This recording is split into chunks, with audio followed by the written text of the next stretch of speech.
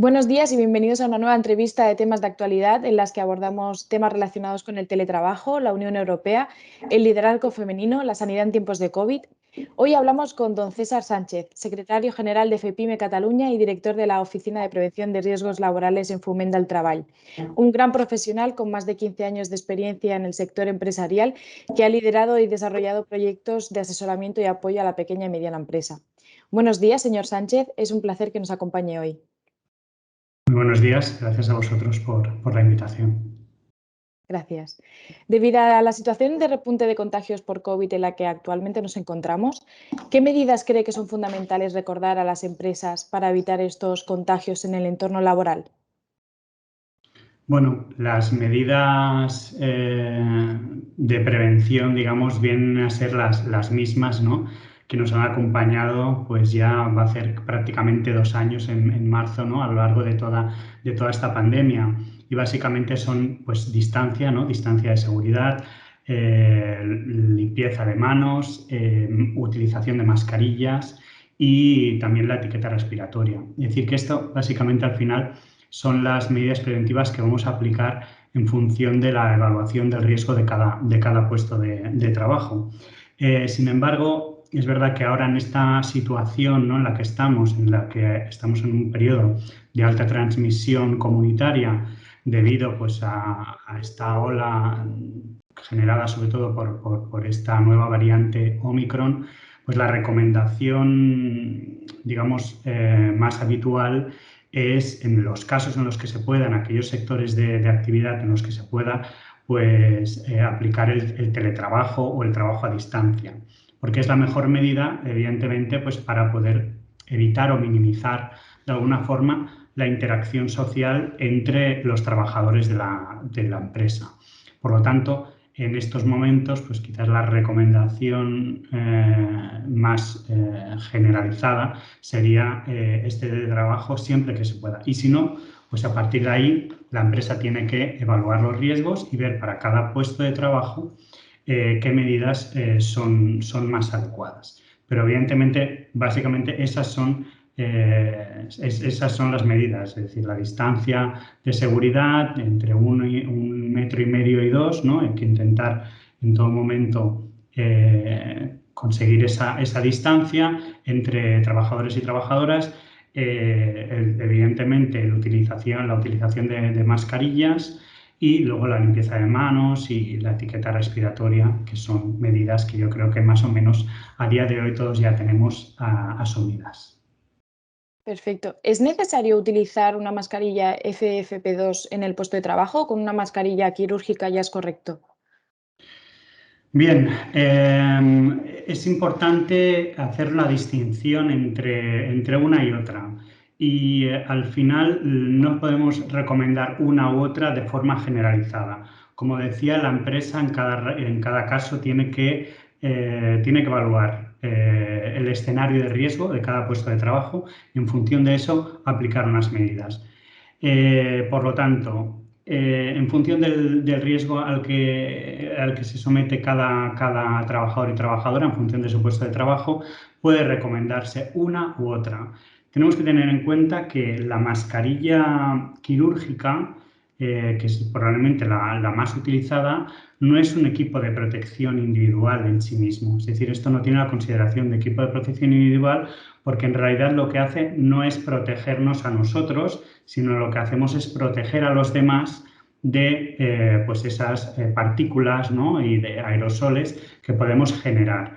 Por lo tanto, esto sirve para eso, pues para, de una manera generalizada, si todos nos cubrimos la nariz y la boca con este tipo de mascarilla, pues estamos en una situación segura. Sin embargo, hay ocasiones en las que el trabajador o trabajadora está expuesto, ¿no?, a otras personas o interactúa con otras personas que no están protegidas. Pongamos, por ejemplo, el caso sector restauración, en el que yo soy un camarero o una camarera que estoy atendiendo una mesa y evidentemente esas personas que están en esa mesa hay determinados momentos en los que no están protegidos porque no llevan la mascarilla, porque están ingiriendo alimentos, están bebiendo algún tipo de bebida.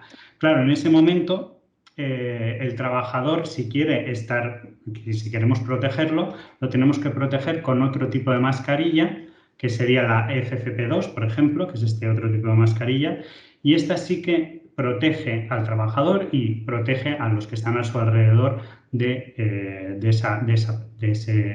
posibles contagios. ¿Por qué? Pues porque la capacidad de filtración que tiene una FFP2 es mucho más elevada que la de una mascarilla quirúrgica.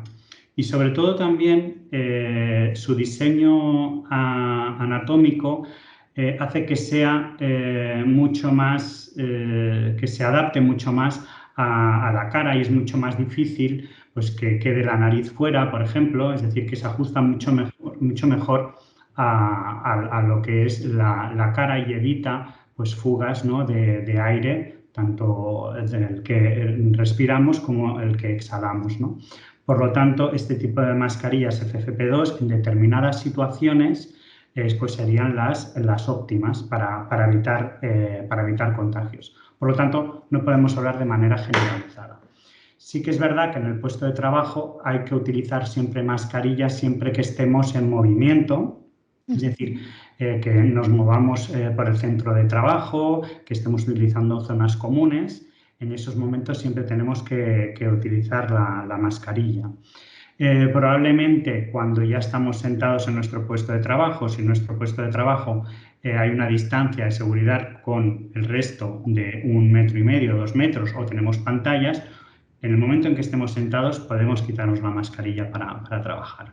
Sin embargo, por ejemplo, si estamos en un puesto de trabajo pues de pública concurrencia, abierto al público, en esos casos siempre se tiene que utilizar la mascarilla. Pero ya digo, la determinación de un tipo de mascarilla u otra viene determinado, o tendría que venir determinado, por el servicio de prevención, por el técnico de prevención, que establecerá en función del escenario de riesgo de cada puesto de trabajo la utilización de una mascarilla u otra. Perfecto. ¿Y deben las empresas proporcionar todos los EPIs necesarios a sus trabajadores?